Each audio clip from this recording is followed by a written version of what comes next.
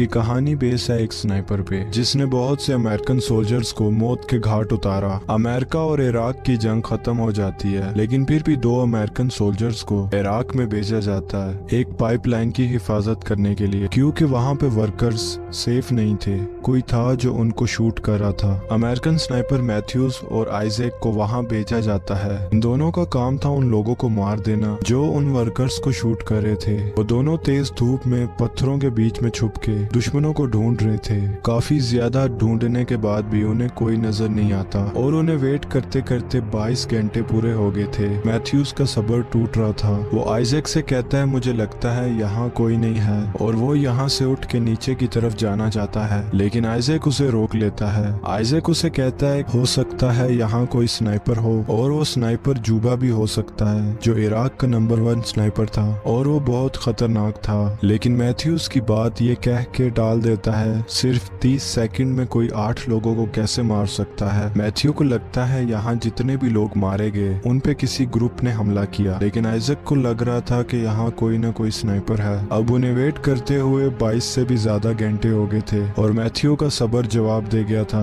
और अब वो नीचे की तरफ जा रहा था। आइजैक उसे रोकता है लेकिन वो उसकी बात नहीं मानता। आइजैक का पूरा ध्यान मैथ्यू पे था और वो रेडियो पे बात कर रहे थे। मैथ्यू जाके नोट करता है यहाँ पे जितने भी लोग मारे गए उन सबको हेडशॉट लगी थी और मैथ्यू को टांग पे एक गोली लगती है। आइजैक उसके पास जाता है और वो स्नाइपर आइजैक पे भी गोलियां चलाता है। उनसे बचने के लिए आइजैक जिगजैग में भागता है ताकि वो स्नाइपर आइजैक का निशाना ना ले सके। आइजैक मैथ्यू के पास पहुंचता है और उसके पाँव में भी एक गोली लगती है और वो भी जख्मी हो जाता है। वो स्नाइपर से बचने के लिए पास में मौजूद एक दीवार के पीछे चला जाता है और मैथ्यू दर्द से चीख रहा था। मैथ्यू आइजैक से सॉरी बोलता है क्योंकि उसने उसकी बात नहीं मानी और यहाँ पे आ गया। आइजैक अपनी टांग पे पट्टी बांधता है ताकि खून जाया ना हो और वो हेडक्वार्टर से कांटेक्ट करने की कोशिश करता है ताकि वो मदद बुला सके, लेकिन रेडियो का एंटीना टूट गया था क्योंकि उस स्नाइपर ने सीधा रेडियो के एंटीने को टारगेट किया था ताकि वो बेस से राब्ता ना कर सके। मैथ्यू अपनी राइफल तक पहुंचने की कोशिश कर रहा था, लेकिन आइजैक उसे कहता है कि तुम कोई हरकत ना करो वरना वो स्नाइपर तुम्हें गोली मार देगा। आइजैक दीवार के एक सुराख में अपना स्पॉटर लगा देता है ताकि वो स्नाइपर को ढूंढ सके। वो अपनी टांग में लगी गोली को बाहर निकालता है और बैंडेज लगाता है, लेकिन उसका काफी ज्यादा खून वेस्ट हो गया था। दर्द की वजह से आइजैक बेहोश हो जाता है और जब उसे होश आता है तो कोई रेडियो पे उससे कांटेक्ट करने की कोशिश कर रहा था। उसे लगता है कि कोई हेडक्वार्टर से उससे कांटेक्ट करना चाहता है, इसलिए वो अपना नाम और पोजीशन बता देता है और वो बताता है कि हम दोनों को गोली लगी है और हमें हेल्प चाहिए। तभी उससे पूछा जाता है कि हमें अपनी एग्जैक्ट लोकेशन बताओ या फिर खड़े होके गोली चलाओ क्योंकि तुम हमें नजर नहीं आ रहे। आइजैक जानता था कि ये रूल्स के खिलाफ है और इसलिए आइजैक को उस आदमी पे शक होने लगता है और वो उसकी बातों को गौर से सुनता है क्योंकि उसका एक्सेंट अमेरिकन की तरह नहीं था। आइजैक समझ जाता है कि ये वही स्नाइपर है जिसने उन पे गोलियां चलाई और वो उसे मारना चाहता है, इसलिए वो उसकी एग्जैक्ट लोकेशन जानना चाहता है। उसे आइजैक की रेडियो फ्रीक्वेंसी मिल गई थी, इसीलिए वो उससे बात कर रहा था। आइजैक उसे कहता है कि मैं जान गया हूँ तुम वही स्नाइपर हो जिसने मुझे शूट किया। अब आइजैक उसे इग्नोर करके बेस में कांटेक्ट करने की कोशिश करता है, लेकिन वो स्नाइपर उससे कहता है कि मुझसे बात करते रहो वरना मैं मैथ्यू को गोली मार दूंगा। इसलिए आइजैक उससे बातें करने लगता है ताकि मैथ्यू जिंदा रहे। वो आइजैक से पूछता है कि तुम्हारी फैमिली में कौन है और तुम स्नाइपर कैसे बने, लेकिन आइजैक उसे कुछ नहीं बताता और उसे बातों में उलझाए रखता है।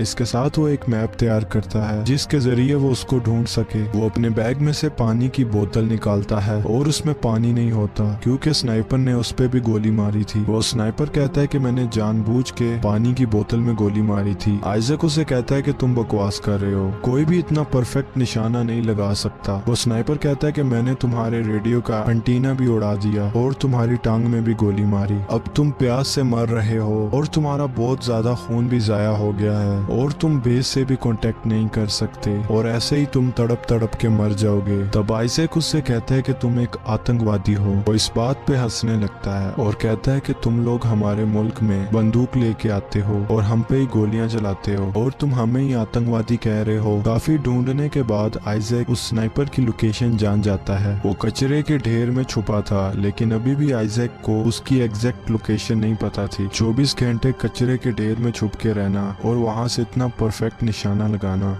ये काम सिर्फ जूबा ही कर सकता था, जिसने 50 से भी ज्यादा अमेरिकन सोल्जर्स को मौत के घाट उतारा और उसे बहुत ढूंढने की कोशिश की गई, लेकिन वो आज तक कभी मिला ही नहीं और उसे गोस्ट भी कहा जाता है। आइजैक उसे कहता है कि तुम जूबा हो, लेकिन वो आदमी जूबा होने से इनकार कर देता है और वो कहता है कि मैं एक आम आदमी हूँ। आइजैक उसकी लोकेशन पता करने के लिए अपनी गन के ऊपर जैकेट और अपना हेलमेट लगा के उसको दीवार से ऊपर करता है, लेकिन वो स्नाइपर उस पे फायर नहीं करता क्योंकि वो जानता था कि ये आइजैक की चाल है। कुछ देर बाद वहाँ आंधी चलने लगती है और आइजैक उसका पूरा फायदा उठाता है। वो एक मरे हुए सोल्जर के पास जाता है और उसका बैग उठा के वापस वॉल के पीछे छुप जाता है ताकि उसे इस बैग में से कोई जरूरी चीज मिल सके। वो वापस आता है तो देखता है कि उसका स्पॉटर टूट चुका है। रेडियो पे मैथ्यू की आवाज आती है। उसे पता चलता है कि मैथ्यू अभी भी जिंदा है। वो मैथ्यू को स्नाइपर की लोकेशन बताता है और स्नाइपर को अपनी बातों में लगा के रखता है ताकि मैथ्यू राइफल तक पहुंच सके। वो स्नाइपर बताता है कि वो इराक में एक टीचर था। एक दिन अमेरिकन ने सारे बच्चों को मार दिया और तब से उसने अमेरिकन से बदला लेने का फैसला किया। तेज हवा की वजह से काफी धूल उड़ रही थी, जिसकी वजह से वो स्नाइपर मैथ्यू को देख नहीं पा रहा था। इस सब के बीच मैथ्यू अपनी राइफल तक पहुंच जाता है और वो आइजैक की बताई हुई लोकेशन पे फायर करता है। मैथ्यू गन रीलोड कर रहा था, तभी उसकी बाजू पे आके गोली लगती है। जान बचाने के लिए वो आइजैक की तरफ जाने लगता है। इससे पहले ही वो स्नाइपर मैथ्यू को हेडशॉट मार देता है और यहाँ मैथ्यू आइजैक की आंखों के सामने मारा जाता है। ये देख के आइजैक रोने लगता है। उसका दोस्त उसकी आंखों के सामने मारा गया और वो उसे बचा नहीं सका। इसके बाद वो स्नाइपर पूछता है कि वॉर तो कब की खत्म हो गई, इसके बाद भी तुम यहाँ पे क्या कर रहे हो। आइजैक कहता है कि मैं नहीं जानता, मैं बस अपने घर जाना चाहता हूँ और अपनी फैमिली से मिलना चाहता हूँ। स्नाइपर कहता है कि तुम इतनी आसानी से घर नहीं जा सकते। आइजैक को रेडियो पे कुछ आवाज सुनाई देती है। वो बेस से कांटेक्ट करता है, लेकिन उसकी आवाज बेस तक पहुंच नहीं पा रही थी, बस वो उनकी आवाज सुन सकता था। तब वो सुनता है वो स्नाइपर आइजैक बन के हेडक्वार्टर से मदद मांग रहा है। तब आइजैक को समझ आती है कि असल में मरने वाले लोगों ने कभी मदद मांगी ही नहीं, क्योंकि स्नाइपर ने उन्हें पहले ही मार दिया था उनकी इन्फॉर्मेशन पूछ के, और उसी ने बेस पे कांटेक्ट किया था